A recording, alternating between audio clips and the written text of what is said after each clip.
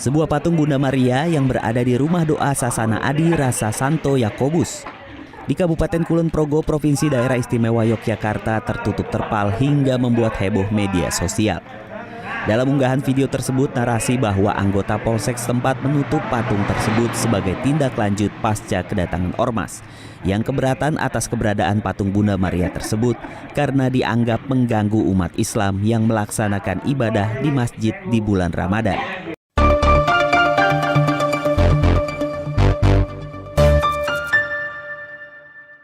Assalamualaikum warahmatullahi wabarakatuh. Salam seger waras ompet. Melihat video ditutupnya patung Bunda Maria menggunakan kain terpal di Kabupaten Kulon Progo bikin sedih. Apalagi disebut-sebut penutupan patung atas desakan dari organisasi masyarakat. Mestinya membuat kita sedih. Viralnya video itu disertai keterangan bahwa aksi penutupan patung karena ada desakan dari ormas, katanya mengganggu kekusukan umat muslim yang sedang menjalani ibadah puasa Ramadan. Alhamdulillah sudah diklarifikasi. Itu tidak benar. Kejadian yang sebenarnya, penutupan patung adalah inisiatif dari pemilik rumah doa itu. Sebab apa? Karena rumah doa itu masih dalam bentuk bangunan baru, masih dalam proses penyelesaian, serta sedang dalam tahap mengurus perizinan. Tapi ingat, jangan sampai mereka dipersulit, apalagi tidak diizinkan memasang patung ukuran 6 meter tersebut. Warga muslim Kulon Progo harus membuktikan kita tidak takut pada patung apapun, apalagi itu sesembahan saudara kita sebangsa. Mohon teman-teman Kulon Progo memastikan permohonan rumah doa diproses segera. Kita sama-sama saling menghormati, jangan dipersulit. Jadikan Ramadan ini yang pantas kita syukuri. Setidaknya dalam satu windu terakhir, suasana Ramadan sudah seperti tahun 90-an. Kenapa? Karena begitu memasuki tahun 2000-an sudah mulai tumbuh ormas-ormas intoleran yang merasa mereka penegak agama Islam. Selalu muncul konflik-konflik di berbagai wilayah yang bukan malah membuat kita sesama muslim bertambah rukun, tapi malah saling bermusuhan. Diakui atau tidak, pergeseran makna beragama, terutama dalam hal ini Islam, membuat ada sekat-sekat baru di masyarakat. Ditambah lagi, sekat itu kemudian dipolitisasi, dimanfaatkan untuk kepentingan-kepentingan politik praktis, dinegosiasikan, diperjualbelikan, sehingga terkesan umat makin jauh dari agamanya, bahkan dari masjidnya juga. Setidaknya Ramadan kali ini kita terbebas dari 3 ancaman. Yang pertama, ancaman di-sweeping oleh ormas-ormas yang tidak bertanggung jawab. Dan ormas itu sudah dibubarkan oleh pemerintah seperti HTI dan FPI. Yang kedua, pandemi yang kemarin 2 tahun berturut-turut. Pandemi ini benar-benar yang bisa mengalami semuanya. Di tahun ini sudah terbebas kita dari musibah pandemi. Kita dapat melakukan kegiatan dengan bebas. Kita bisa berpergian kemana saja, melakukan perjalanan, melakukan sholat tarawih dan ritual ibadah Ramadan lainnya. Yang ketiga nih, pemilu 2024 masih sangat jauh. Semoga segala mimbar masih terbebas dari politisasi agama, baik kajian subuhnya, kultum sholat Jumat, kultum sholat tarawih, kajian rutin dan lain sebagainya, tidak disisipi materi-materi yang malah dipolitisasi demi kepentingan sesaat orang politik. Meski kita tahu sudah ada bakal capres yang memanfaatkan masjid dan setiap kunjungannya untuk memobilisasi massa.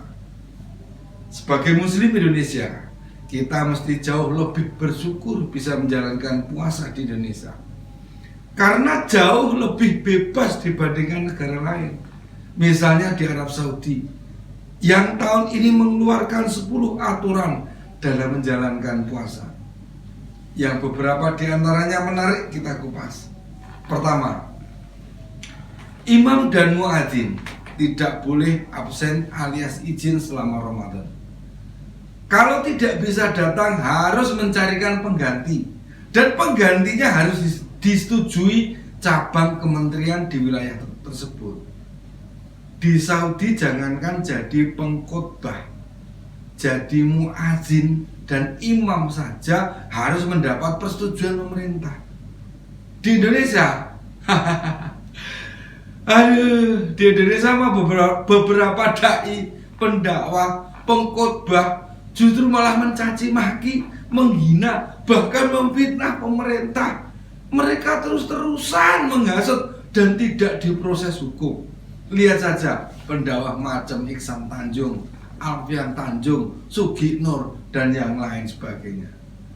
Kedua, dilarang mengumpulkan sumbangan untuk berbuka puasa di masjid. Di Indonesia memang ada beberapa masjid yang memanfaatkan kas masjid untuk menyediakan buka puasa, tapi tidak sedikit yang menarik uang jemaahnya dalam menyediakan buka puasa. Yang ketiga, pembatasan volume adzan dan pengeras suara. Sementara di Indonesia, ketika Kementerian Agama mengatur volume suara toa masjid, malah didemo oleh umat Islam sendiri. Menteri Agama dituduh sebagai menistakan agama Islam. Nih yang keempat nih, imam punya kuasa mengatur beberapa hal di masjid seperti pembatasan ibadah, iktikaf, mendata jemaahnya, termasuk mengawasi kebersihan masjid setelah dilaksanakan buka puasa bersama.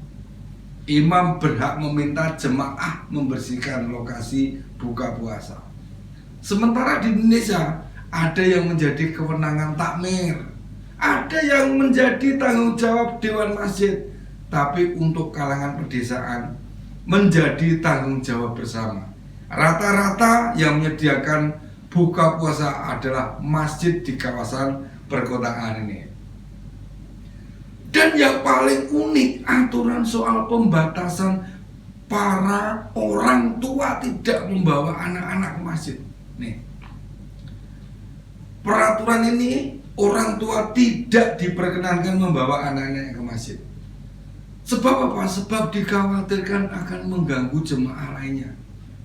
Di sisi lain, anak-anak sekolah juga ditugasi meminta tanda tangan imam sebagai bukti ikut sholat tarawih. Artinya menjalankan ibadah puasa dengan segala ragamnya. Masih jauh lebih bebas di Indonesia. Banyak kaum muslim yang tidak percaya Indonesia ini surganya beragama. Bebas sebebas-bebasnya menjalankan rukun Islam maupun rukun iman. Hanya gara-gara politik, kebencian, pemerintah ikut terseret-seret telah memojokkan dan menista agama Islam. Mereka yang menuduh-nuduh begitu karena picik pikirannya. Mereka itu sadar kebenaran beragama hanya pada otak dan ustadznya saja, bukan pada nilai-nilai keislaman. Ditambah jargon-jargon beragama yang malah terkesan mensimplifikasi, menggampangkan dalam menjalankan agama. Sebut saja, orang akan dianggap hijrah jika memakai gamis atau bercelana cingkrang, berjidat hitam atau bercadar bagi muslimah.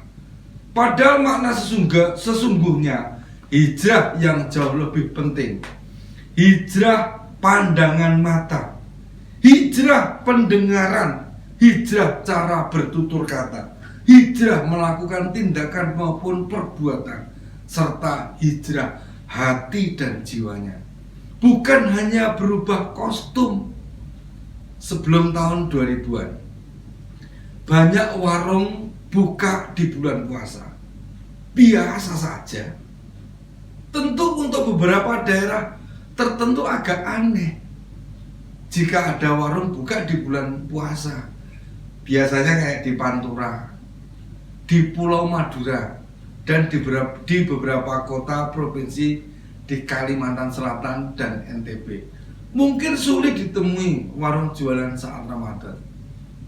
Tapi kota lain cukup mudah kita temui, apalagi ibu kota provinsi seperti Semarang, Surabaya, Samarinda, Palangkaraya, dan masih banyak lagi.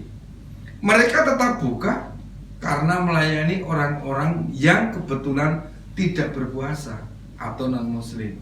Bisa jadi beberapa muslim memang tidak berpuasa, seperti anak-anak yang cuma kuat berpuasa hingga siang hari, wanita yang sedang menstruasi, muslim yang melakukan perjalanan atau musafir, orang yang punya alasan kesehatan tertentu, dan lain sebagainya.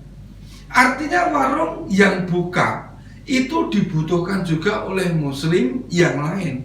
Para pedagang penjual sudah tidak merasa was-was lagi, terteror, gelisah waktu buka warung di siang hari. Ibadah puasa itu ibadah kita sebagai pribadi dengan Allah, tidak ada urusannya dengan orang lain. Ibadah puasa adalah satu-satunya ibadah yang tidak bisa dilihat mata. Berbeda dengan 4 rukun Islam yang lain yang bisa dilihat dengan kasat mata. Mengucapkan syahadat, mendirikan sholat, membayar zakat, hingga pergi haji, semua terlihat oleh mata lahir kita. Sedangkan berpuasa, kita tidak bisa menilai apakah seseorang berpuasa atau tidak dilihat dari lahirnya. Apakah orang berpuasa itu selalu mengantuk? Bisa jadi semalaman dia begadang, atau dalam perutnya bunyi kerucuk-kerucuk. Bisa jadi dia tidak punya uang untuk makan. Atau orang berpuasa pasti lemas ketika siang hari, belum tentu juga. Jika sebelumnya melakukan kegiatan terposir, mesti tidak puasa, ya lemas juga. Demikian opini Om Ben hari ini. Assalamualaikum warahmatullahi wabarakatuh. Nggak ada, itu sudah diklarifikasi kok. Itu sudah diklarifikasi soal patung Bunda Maria itu yang menutup, yang punya sendiri. Ya menutup karena memang mendirikannya juga tidak melalui prosedur, proses yang memang harus dilalui, ditempuh, dan dengan sadar setelah melakukan musyawarah yang punya sendiri yang menutup. Jadi bukan warga itu yang seperti yang diberitakan itu keliru.